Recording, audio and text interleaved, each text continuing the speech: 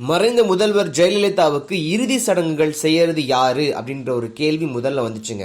அந்த நேரத்தில் எல்லாரும் கணிச்சது சசிகலா அவர்கள் செய்யறதுக்கு வாய்ப்பு இருக்குன்னு சொன்னாங்க. ஆனா இன்னும் சிலர் என்ன சொன்னாங்கன்னா, அவங்களோட அண்ணன் பொண்ணு இன்னும் இருக்காங்க, இங்கதான் இருக்காங்க, ஸோ அவங்க செய்யறதுக்கு வாய்ப்பு இருக்குன்னு சொன்னாங்க. ஆனா சம்மந்தமே இல்லாம திடீர்னு சொல்லி ஒரு இளைஞர் சசிகலா அவங்களோட சேர்ந்து இறுதி சடங்குகள் செஞ்சுட்டு இருந்தாரு.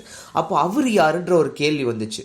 இது நாள் வரைக்கும் மீடியாவோட வெளிச்சமே படாத அளவுல அண்ணனுக்கு ஒரு பையன் இருந்திருக்கு. அதாவது நம்ம ஜெயலலிதா அவர்களோட அண்ணன் ஜெயராம் இருக்கார் இல்லையா, அவருக்கு ஒரு பையன் இருந்திருக்கு. அவர் பேரு தீபக், பொண்ணு பேரு தீபா. இவங்க ரெண்டு பேருமே நம்ம ஜெயலலிதாவோட நேரடி ரத்த சொந்தங்கள்.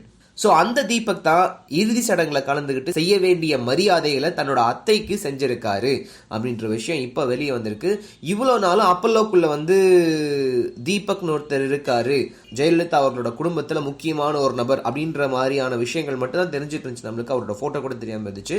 ஆனால் இன்னைக்கு அந்த இறுதி சடங்குல கலந்துக்கிட்டதுனால தீபக் மேல லைம்லைட் விழுந்திருக்குன்னு சொல்லணும். இன்னொரு விஷயம் நீங்க கவனிச்சிருக்கலாம், அண்ணன் பொண்ணு தீபா வெளியில இப்போதைக்கு எல்லா விஷயத்தையும் கேள்வி கேட்டுட்டு இருக்காங்க. ஏன் எங்களை அப்போலோக்குள்ள நீங்க அலோவ் பண்ணல, ஏன் எங்களை அத்தையை பார்க்க விடல, கடைசியா போயஸ் கார்டன் வீட்டில் தான் எங்க அத்தையை நாங்களே பார்க்க முடிஞ்சது, எங்களுக்கே இப்படி அப்படின்னா யோசிச்சு பாருங்க தமிழ்நாட்டோட நிலைமைன்னு சொல்லிட்டு அவங்க கேள்விகள்லாம் கேட்டுட்டு இருக்காங்க. ஆனா இந்த தீபக் அப்படின்றவர்கிட்ட இருந்து ஒரு ஸ்டேட்மெண்ட்டோ இல்ல ஒரு இன்டர்வியூ கூட நம்மளால பார்க்க முடியல. ஸோ ஃபுல்லா அவர் இப்போதைக்கு கண்ட்ரோல்ல இருக்காரு அப்படின்றதோட நம்ம நிப்பாட்டிக்கலாம்.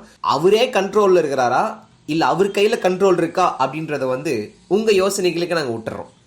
இன்றைக்கு அவரை இழந்து இந்த தமிழகம், அதேபோல அவருடைய கட்சியை சார்ந்திருக்கக்கூடியவர்கள் எந்த அளவிற்கு வேதனைகள் இருப்பார்கள் என்பது எல்லோருக்கும் நன்றாக தெரியும்.